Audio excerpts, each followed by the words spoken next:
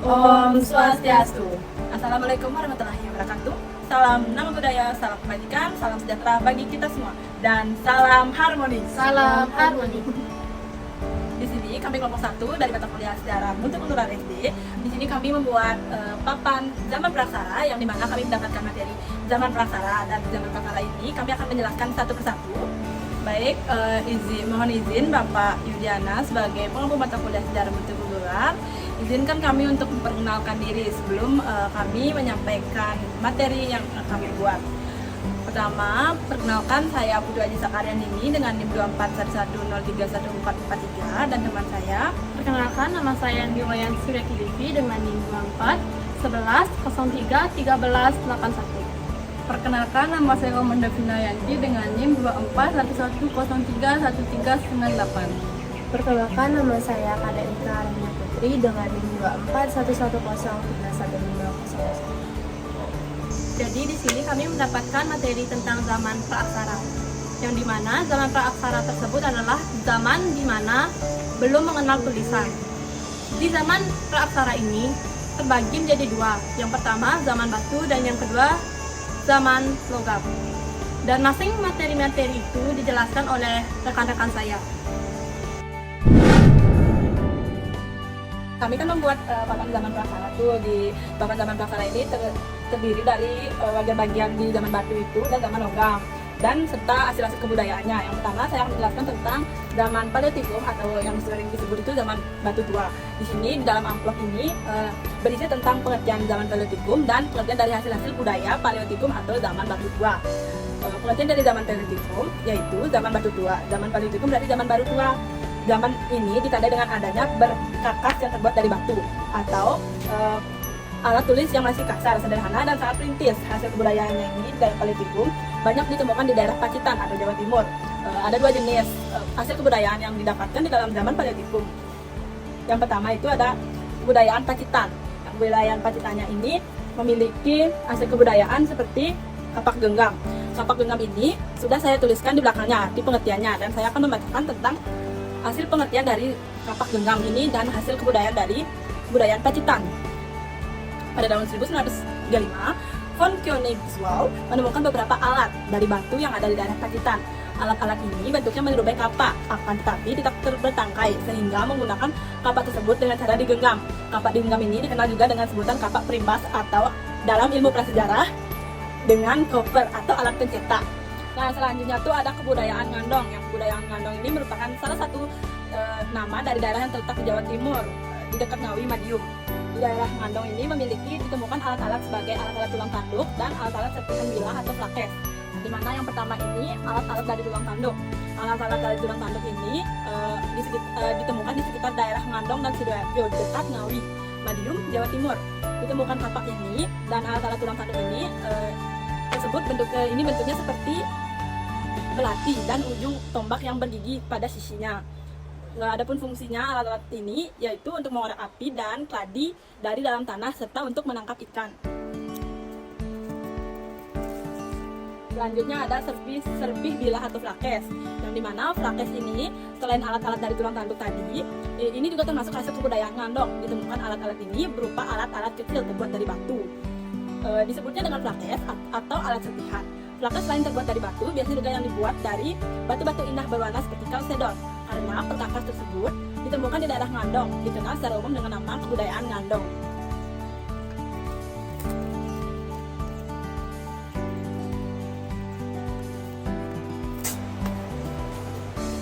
Nah, sekian penyampaian materi dari saya. Akan dilanjutkan materi lainnya oleh teman saya. Baik, di sini saya akan melanjutkan materi pemaparan dari Aji Saka, yaitu zaman Mesolitikum atau Batu Tengah. Sedikit saya jelaskan tentang zaman Mesolitikum atau Batu Tengah. Zaman Mesolitikum diperkirakan berlangsung pada masa Holosen, awal setelah zaman es berakhir. Pendukung kebudayaan ialah Homo sapiens, yang berarti manusia cerdas.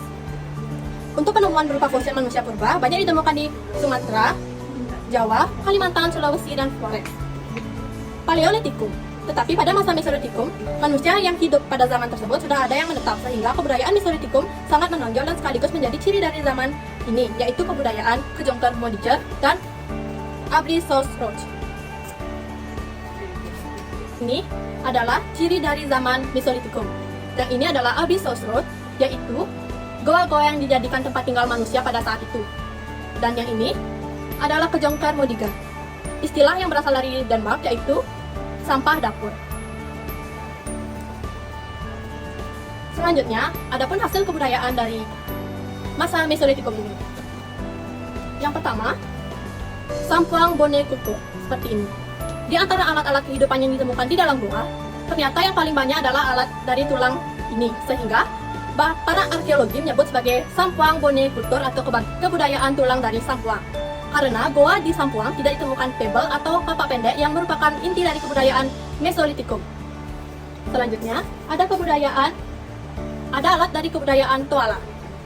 Di Sulawesi Selatan juga banyak ditemukan Abyssos Road, terutama di daerah Lomocong, yaitu Goa Leang Patai, yang di dalamnya ditemukan flakes, ujung mata panah yang sisi-sisinya bergerigi, dan pebble. Di goa tersebut didiami oleh suku Toala, sehingga oleh tokoh peneliti Fritz Ralston dan Paul Sarasin, suku Toala yang sampai sekarang masih ada dianggap sebagai keturunan langsung penduduk Sulawesi Selatan zaman prasejarah. Untuk itu, kebudayaan Abyssos Road di Lomoncong disebut sebagai kebudayaan Toala. Selanjutnya ada kapak genggam Sumatera. Kapak genggam Sumatera atau pebble, bentuk kapak ini bulat seperti batu. Terbuat dari batu yang dibelah menjadi dua. Kapak genggam jenis ini banyak ditemukan di sepanjang pantai timur Pulau Sumatera. Selain pebble yang ditemukan, adapun Kejongkar Modiga juga ditemukan sejenis kapak tetapi pendek, setengah lingkaran, yang disebut dengan head coulter atau kapak pendek. Kapak ini cara penggunaannya sama dengan kapak genggam. Sekian pemaparan materi yang dapat saya sampaikan, akan dilanjutkan oleh rekan saya. Selanjutnya, saya akan menjelaskan tentang zaman Neolitikum atau zaman batu muda. Zaman Neolitikum atau zaman batu baru adalah sebuah periode penting dalam sejarah manusia yang menandai transisi dari kehidupan berburu dan meramu kehidupan bertani dan menetap. Periode ini dimulai sekitar 10.000 tahun yang lalu atau sekitar 8.000 SM dan berlangsung hingga sekitar 3.000 SM, tergantung pada wilayahnya. Selanjutnya, saya akan menjelaskan ciri-ciri utama dari zaman Neolitikum. Yang pertama, 1. Bercocok tanam dan berternak. Manusia mulai beralih dalam pola hidup berburu dan meramu menjadi petani dengan menanam tanaman pangan seperti gandum, padi, jagung, dan berternak hewan seperti sapi, kambing, dan domba. Yang kedua, peralatan dari batu halus. Alat-alat yang digunakan pada zaman ini dibuat dari batu yang lebih halus dan diasah dengan teknik yang lebih maju dibanding dengan zaman Paleotikum. Contohnya, alat-alat seperti pahat, gerabah, dan pisau batu. Yang ketiga, pemukiman tetap. Manusia mulai mendirikan pemukiman tetap dan hidup secara menetap di desa pertanian. Berbeda dengan kehidupan nomaden pada zaman sebelumnya. Jadi di sini saya akan menjelaskan hasil kebudayaan Neolitikum. Yang pertama ada kapak persegi. Kapak persegi adalah alat batu yang digunakan pada zaman batu muda. Kapak ini memiliki batu bentuk persegi 4 memanjang. Kapak persegi memiliki banyak fungsi. Yang pertama, alat bercorak tanam. Yang kedua, alat barter. Yang ketiga, alat bercocok makan. Yang selanjutnya ada kapak lonjong. Kapak lonjong adalah alat batu yang digunakan oleh manusia praksara pada zaman Neolitikum. Kapak ini memiliki penampang berbentuk lonjong atau bulat telur dengan ujung yang lancip untuk tangkai dan ujung yang bulat diasah hingga tajam. Fungsi kapak lonjong seperti mengarap tanah dan memotong kayu. Dan yang terakhir ada perhiasan. Perhiasan bisa berupa gelang dan kalung. Fungsinya seperti jimat, media ritual magis, menambah aura di bawah, dan yang terakhir perlindungan diri. Sekian dari pemaparan materi dari saya, akan dilanjutkan dengan rekan saya. Selanjutnya, saya akan menjelaskan zaman Megalitikum. Megalitikum berasal dari kata mega yang berarti besar, dan lithos yang berarti batu. Zaman Megalitum biasa disebut dengan zaman batu besar karena pada zaman ini manusia sudah dapat membuat dan meningkatkan kebudayaan yang terbuat dari batu-batu besar. Kebudayaan ini berkembang dari zaman Neolitikum sampai zaman perunggu. Pada zaman ini manusia sudah mengenal kepercayaan, walaupun kepercayaannya mereka masih dalam tingkat awal, yaitu kepercayaan terhadap roh nenek moyang. Baik, di sini saya akan menjelaskan hasil-hasil kebudayaannya.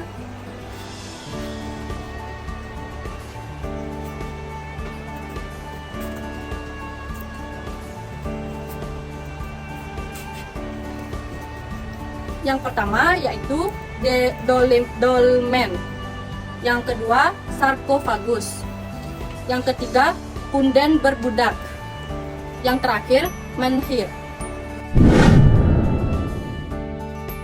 Zaman logam adalah periode praaksara di mana manusia sudah mampu membuat peralatan dari logam. Zaman ini merupakan kelanjutan dari zaman batu dan ditandai dengan perkembangan peralatan berbahan logam untuk keperluan sehari-hari. Dan di sini dibagi menjadi dua, yaitu perunggu dan besi. Di sini saya akan menjelaskan yaitu perunggu. Baik, zaman perunggu adalah periode dalam sejarah manusia di mana manusia mulai menggunakan logam perunggu untuk membuat alat, senjata, baju jirah, dan barang-barang lainnya. Zaman perunggu merupakan bagian dari 3 zaman masyarakat prasejarah, yaitu setelah zaman batu dan sebelum zaman besi. Ciri-ciri. Adapun ciri-ciri kehidupan pada zaman perunggu antara lain manusia menetap sudah mengenal teknologi perundaginan, mengenal perdagangan barter, mengenal status kekayaan, dan serta mengenal sistem pembagian kerja. Di sini adapun hasil kebudayaan, yaitu yang pertama, nekara perunggu. Nekara adalah semacam berumbung dari perguru yang berpinggang di bagian tengahnya dan sisinya atau tertutupnya. Yang kedua yaitu kapak corong atau kapak sepatu perunggu, yang dimana kapak perunggu secara tropologis, kapak perunggu dibagi dalam 2 golongan, yaitu kapak corong, kapak sepatu, dan kapak upacara. Sedangkan Hekren mengklarifikasi kapak perunggu menjadi kapak corong, kapak upacara, dan tembilang atau tajak. Yang terakhir, bejana perunggu. Selanjutnya akan dijelaskan dengan rekan saya. Baik, di sini saya akan melanjutkan, yaitu zaman besi. Zaman besi, orang sudah dapat melebur besi dari bijinya untuk dituang menjadi alat-alat yang diperlukan. Teknik peleburan besi lebih sulit dari teknik peleburan tembaga maupun perunggu, sebab melebur besi membutuhkan panas yang sangat tinggi, yaitu kurang lebih 3.500 Celcius. Alat besi yang banyak ditemukan di Indonesia berupa alat keperluan sehari-hari, seperti pisau, sabit, mata kapak, pedang, dan mata tombak. Pembuatan alat besi memerlukan teknik khusus yang mungkin hanya dimiliki oleh sebagian anggota masyarakat, yakni golongan undagi. Selanjutnya, saya akan menjelaskan ciri-ciri zaman logam.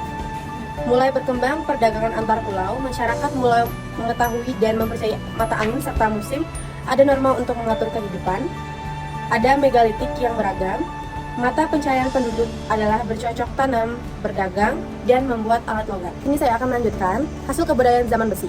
Yang pertama ada mata sabit. Mata sabit biasa digunakan untuk bercocok tanam. Yang kedua ada mata pisau. Mata pisau perkakas berkualitas, baik yang digunakan untuk mencari makanan dan berlindung dari binatang buas. Yang ketiga ada mata pedang. Mata pedang senjata yang digunakan untuk mempertahankan diri dari pertikaian komunitas manusia lain. Sekian dari pemaparan dari saya akan lanjutkan untuk Baik, karena penyampaian materi dari kelompok kami sudah selesai. Mohon maaf jika ada kesalahan kata maupun kesalahan dari penyampaian materi kami, mohon dimaafkan. Izinkan kami untuk mengakhiri dengan mengaturkan Parama Santi. Om Santi Santi Santi Om. Bye bye. Wassalamualaikum warahmatullahi wabarakatuh. Dan Shalom salam harmoni. Bye.